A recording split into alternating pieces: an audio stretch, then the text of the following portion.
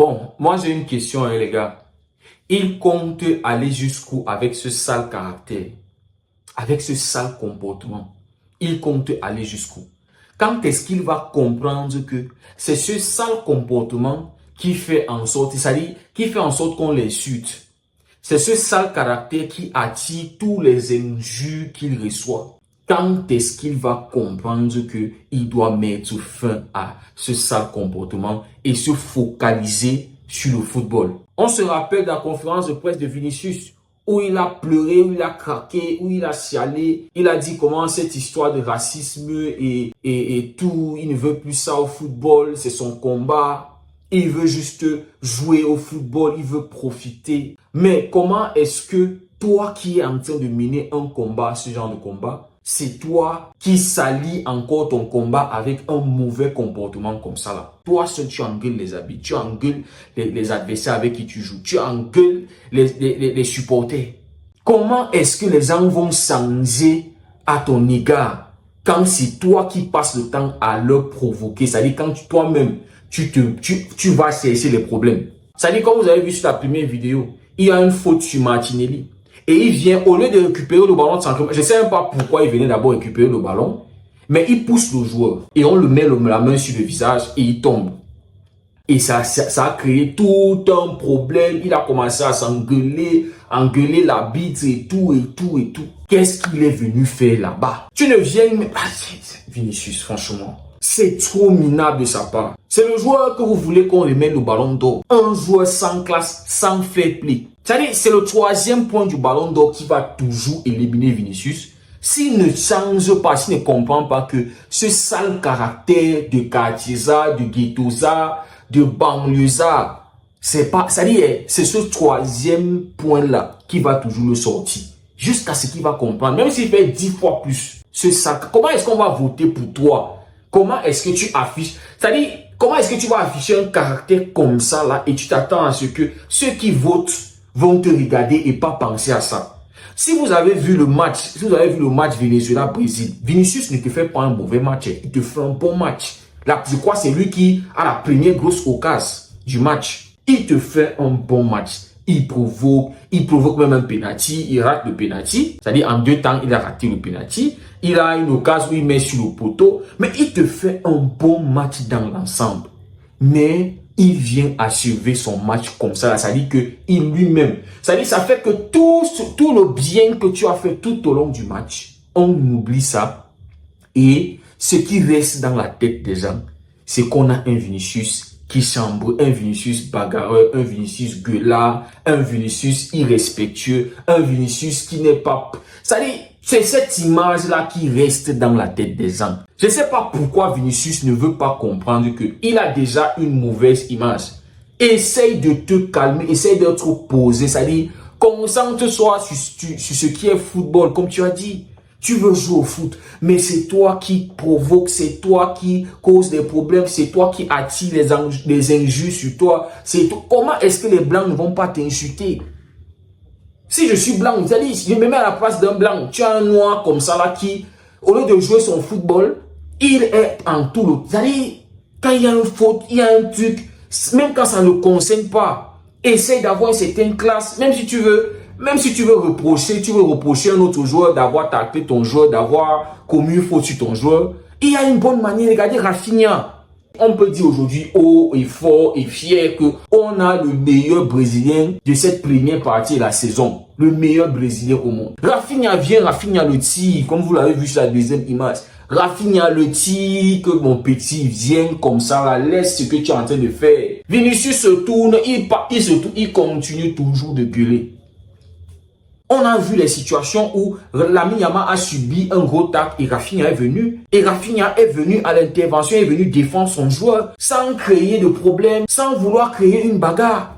Mais on a un Vinicius que même quand le problème ne le concerne pas, c'est vrai que oui, on est une équipe et si tu touches à une personne, tu m'as aussi touché. Mais il y a une manière fair play et il y a une manière de s'adresser à celui qui a commis la faute, de faire face à la situation.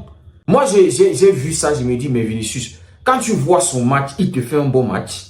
Mais non, fin de match, c'est le Vinicius qui est prêt à bagarrer c'est le Vinicius qui est prêt à insulter. Quand est-ce qu'il va comprendre que ce sale caractère-là, c'est ça qui le pénalise? 36 matchs joués, 5 buts marqués, 5 passes décisives. Pour celui à qui vous voulez donner le ballon d'or, c'est-à-dire Rafinha, qui a moins de matchs que lui, 10 buts marqués, 6 passes décisives.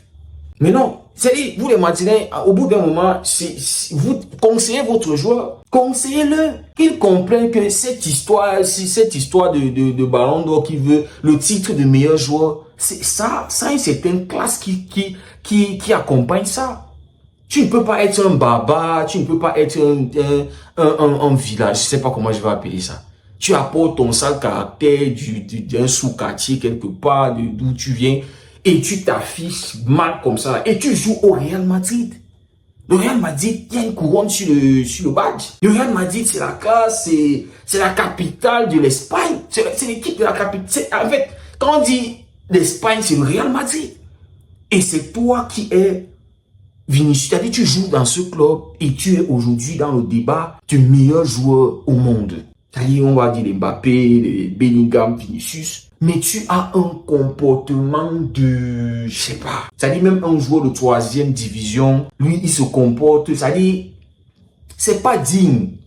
Oui, tu es dans ton style de jeu, c'est la provocation, c'est tout. Laisse, c'est-à-dire que ça soit provocation ou c'est-à-dire terrain. Tu joues au foot, tu provoques, tu élimines, tu déstabilises, tu fais. Mais ta bouche qui est toujours en train de mal. C'est-à-dire même mes soeurs qui sont à la maison, souvent je m'en vais chez ma soeur pour regarder le match. C'est-à-dire ils ont déjà remarqué que Vinicius ne connaît pas fermer sa bouche. Vinicius ne connaît pas se taire, Vinicius ne connaît pas être. C'est-à-dire tu le gueules, tu le tacles. Non, ça commence les problèmes. Si l'arbitre ne donne pas le carton, il réclame le carton jaune. C'est-à-dire c'est toi qui veux apprendre à l'arbitre comment il va faire son travail. Quand il doit donner le carton jaune, s'il doit donner un carton rouge, je ne comprends pas. C'est quel joueur ça qui manque de classe? Moi j'aime Vinicius, j'aime le jeu de Vinicius.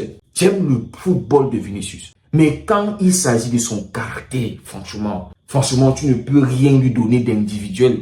C'est-à-dire pour son caractère là, tu vas préférer donner ça à un Valverde ou à un Bellingham. J'espère qu'il n'est pas déjà en train d'apprendre les mauvaises habitudes à Bellingham. Parce que il y a un match, je ne sais pas si c'était face au Milan, un truc comme ça. Je pense que c'était face au Milan, où ils étaient en train de perdre et Bellingham qui est entré en deuxième partie du match, il a commencé à s'engueuler un peu avec les habitudes. J'espère qu'il ne va pas apprendre les mauvaises habitudes à Bellingham, son petit.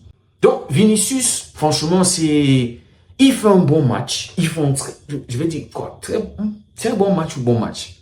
Parce que quand on regarde sa note sur SofaScore, il a 7. C'est-à-dire qu'il fait un bon match. C'est-à-dire 1-1 là, ça devait être normalement 2-1 s'il n'avait pas raté le penalty. Il rate le penalty déjà. Le poteau, il touche le poteau, les trucs comme ça là. C'est-à-dire le Brésil pouvait gagner. Il fait un bon match. Il fait son match. Vinicius provoque le penalty et tout. Il fait son match. Mais la fin du match alors, Vinicius.